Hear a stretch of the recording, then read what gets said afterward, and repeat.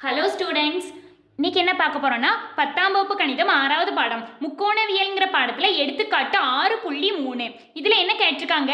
1 + cot² θ by 1 + cosecant θ = cosecant θ என்பதை நிரூபிக்கவும். இதை நம்ம நிரூபிக்கிறதுக்கு இடதுபுறத்தை எடுத்துக்கிட்டு வலதுபுறத்தை கொண்டு வந்தாலே போதும். இடதுபுறத்தில் என்ன கொடுத்துருக்காங்க? LHS 1 + cot² θ by 1 + cosecant θ. Okay, இதை நம்ம எப்படி எழுதலாம்? வலதுபுறத்தை பாரு, வலதுபுறம் cosecant θன்னு இருக்குது. அப்போ நம்ம இதை cosecant θ தான் கொண்டு வரணும். அப்போ இதில் இருக்கக்கூடிய இந்த cot² θவை மாற்றுவோமா? 1 + இந்த cot² θவை எப்படி எழுதலாம்? cosecant² θ minus 1. cot² θ = cosecant² θ minus 1 formula. இதை cosecant² θ மைனஸ் 1 பிரதியிடுவோமா? cot² θக்கு பதிலாக. அப்போ cosecant² θ மைனஸ் 1 by 1 + cosecant θ = 1 + இந்த cosecant² θ மைனஸ் 1 அப்படி எழுது. cosecant² θ மைனஸ் 1 by இதை 1 + cosecant θவை நீ cosecant θ ப்ளஸ் 1 கூட எழுதலாம். ஒன்று மதிப்பு மாறாது. 1 + cosecant θ cosecant θ ப்ளஸ் 1 சேம் தான். ஏன் நம்ம எழுதுறோம்? இங்கே முதல்ல cosecant, ரெண்டாவது 1 இருக்கியா? இதே போன்ற வடிவத்தில் வர்றதுக்காக நம்ம அப்படி எழுதிக்கிட்டோம். இப்போ இதை பாரு, cosecant² θ மைனஸ் 1ன்னு இருக்குது. இதை நம்ம 1² கூட எழுதிக்கலாம். மதிப்பு மாறாது. 1² என்னது? 1 தான். அடுத்து 1 + இப்போ இதை பாரு, cosecant² θ மைனஸ் 1². இது எப்படி இருக்கு? என்ன வடிவத்தில் இருக்கு? a² மைனஸ் b²ங்கிற வடிவத்தில் இருக்கா? அப்போ இதை எப்படி எழுதலாம்?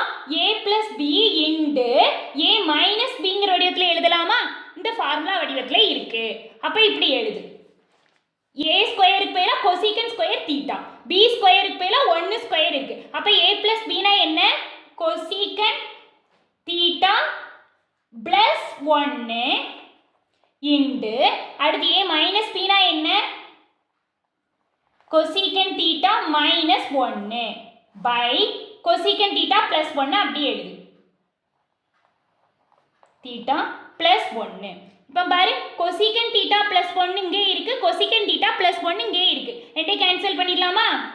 பண்ணியாச்சு. மீதி இருக்கிறது என்ன? 1 + cosecant θ மைனஸ் 1 மைனஸ் 1. இந்த 1 1 கேன்சல் ஆயிடுமா? Plus 1 minus 1. அப்போ ஆன்சர் என்ன? cosecant θ வந்துடுச்சா? அவ்வளோதான். எடுத்துக்காட்டு 6.4.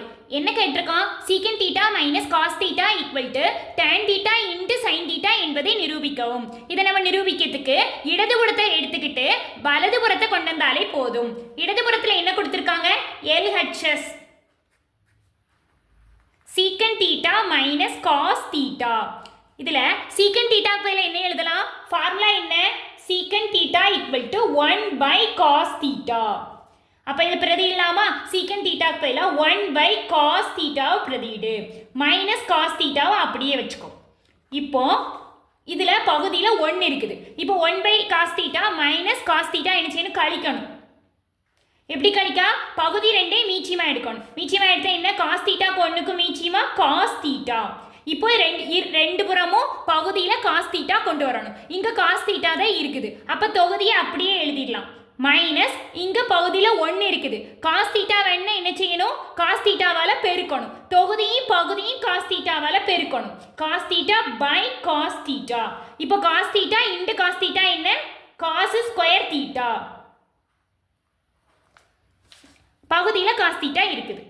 இப்போ 1 மைனஸ் cos² θ என்ன? sin² θ. ஃபார்முலா என்ன? sin² θ plus cos² θவோட answer 1. அப்போ இதில் இருந்து sin² θவை மட்டும் இங்கே வச்சுக்கிட்டு cos² θ ஈக்குவல்ட்டுக்கு அந்த பக்கம் கொண்டு போனால் என்ன ஆகும்?